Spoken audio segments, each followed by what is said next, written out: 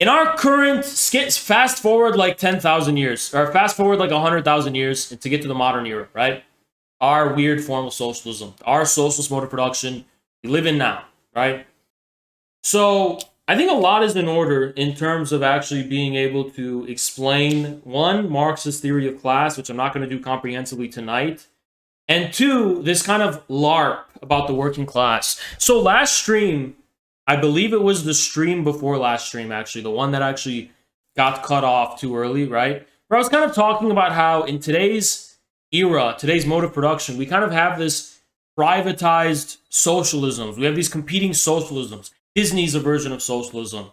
Apple has a version of socialism. All of these kind of brands that are competing to become the transcendent brand, right? That does more than just, sell products and sell commodities, but somehow contains the ultimate signifier upon which entire communities and our sociality is defined, right? You also have this era, and I think I'm going to write a Substack about this, but I promised to write a lot of Substacks that I haven't, so it's not a promise, of the era of social movementism, right? You have the LGBT movement, the people, the people of color movements, the women's movement, the whatever movement. You have all these different movements now, right? The furry movement, the Warhammer 40K movement. Everyone's got a movement. Everyone's got some kind of unique way of defining their sociality, the basis of their sociality. And the leftist ideology is intersectionalism. So leftism rejects the country as a unifying sociality and replaces it with some kind of mishmash of different aesthetic movements. They call it identity politics. Except identity politics gets wrong the fact that we're not dealing with a form of individualism, but a form of private sociality. These are all private socialities that are supra-individual. They're not just about individuals, all right? The MAGA movement, no, I'll tell you why the MAGA movement's different, actually. What these, let's call them social movements are actually about is an aesthetic, more specifically the transcendence of an aesthetic, right? They aestheticize a given sociality or collectivity in the form of an injustice, right? And that is a transcendental object around which an entire community and sociality is then formed, right?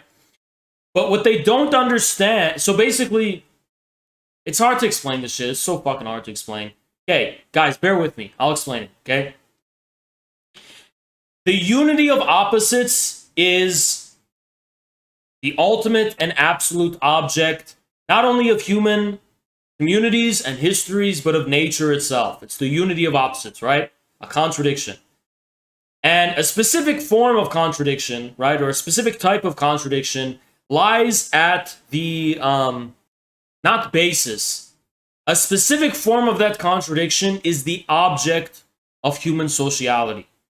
A given social community, a given sociality is defined by a specific relationship to the unity of opposites, right? And in this case, and within Marxism, Marx and Engels are explicit about this in the form of the division of labor between mental and physical, okay? So it's a specific manifestation of this opposites, right, that forms the basis and foundations of a given community, a given sociality. Every sociality is defined from within Marxism strictly, right? We're not talking about Freud, just within Marxism. It's defined by a community of labor, defined by a specific form of social labor. So it's the original division of that labor that forms the object of a community. The division of labor is the object of every community, okay? Even in primitive communism, there is a division of labor between men and women, okay? So it's sexual. And this is where feminists have legitimacy, because the sexual division of labor and the social division of labor, the original social division of labor, these are very closely tied together, right? Okay, now that I have that. In our current, fast forward like 10,000 years, or fast forward like 100,000 years to get to the modern era, right? Our weird form of socialism, our socialist mode of production we live in now, right? It is the aestheticization of that object, right? As a transcendental object, meaning it is too perfect to be real.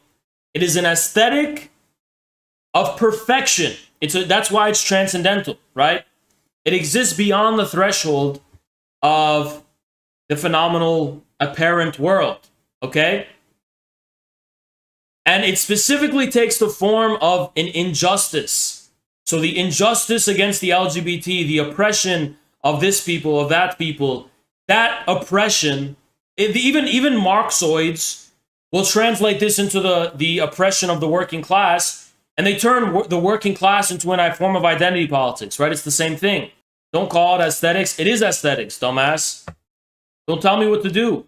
It's not aesthetics at that point. Yes, it is. Because the transcendental object, it's a transcendence of beauty. It's a transcendence of aesthetics. It's a beautiful, perfect object that is purely a transcendental point of reference, okay?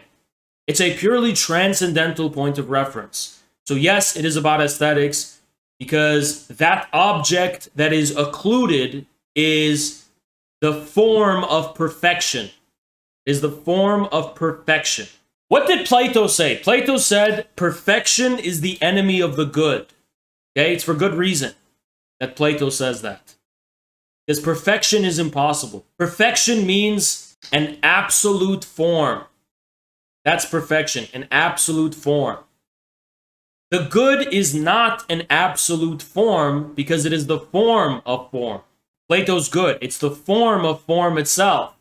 So the contradictions within form, Plato acknowledges, he places them within this hierarchy that ultimately points to a form of forms, which itself is not a perfect object, but is just the mere semblance of the unity of the idea with being. The ultimate unity of the idea of being. It's just this pure semblance. It's this pure kind of effect. The form of forms is an effect. It doesn't cause anything. It doesn't have a causal, objectal reality. It's something that is evoked when the intellect is brought to bear some kind of relationship with forms in reality. Okay? Perfection, meanwhile, is a perfect form, right? Now, a perfect form is obviously going to be a perfect form of the unity of opposites. The unity of opposites is the absolute object, right? So that is perfection. Perfection is the unity of opposites taken as an absolute form, okay? That unity of opposites within the social movementist trends is specifically about a difference between, the contradiction between the good and some injustice, right? That is their absolute object. They have aestheticized that object as a metaphysical absolute around which their community is founded on oppression, okay?